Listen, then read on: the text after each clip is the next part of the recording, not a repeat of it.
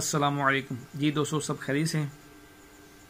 आज आपके सामने रमज़ान मुबारक के बाद ईद के बाद जो 6 रोज़े रखे जाते हैं उसके मुतालिक आपकी मालूमात के इजाफ़े के लिए इंशाअल्लाह कुछ बयान किया जाएगा। तवज्जो के साथ सुनिए और ये वीडियो आखिर तक देखिए, इसको शेयर भी कीजिए ताकि मज़ीद लोग इससे इस्तिफ़ादा भी हासिल कर सकें, और हमारे चैनल को सब्सक्राइब भी कीजिए और बेल के बटन को भी दबा दीजिए ताकि आपको हमारी मज़ीद अच्छी वीडियोस मिल सकें।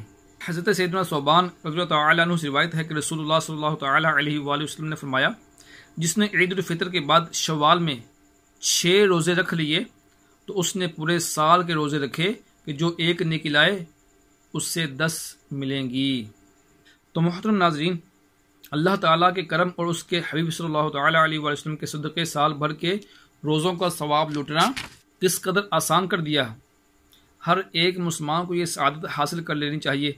एक साल के रोज़ों के सवाब की हिकमत यह है कि अल्लाह ताला ने हम कमज़ोर बंदों के लिए महज अपने फजल से एक नेकी का सवाब 10 गुना रखा है। चुनांचे अल्लाह तबारक व तआला का फरमान आली शान है, मा जाअ बिल हसनति फलहु अश्रु अम्सालिहा, जो एक नेकी लाए तो उसके लिए इस जैसी 10 हैं।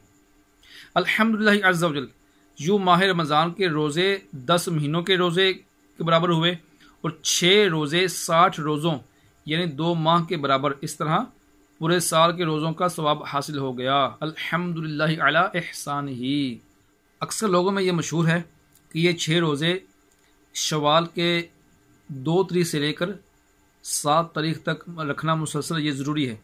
बाज़ लोग जो रखते हैं ईद का दिन गुजार कर आगे मुसलसल 6 रोज़े रख लेना ये ज़रूरी समझते हैं।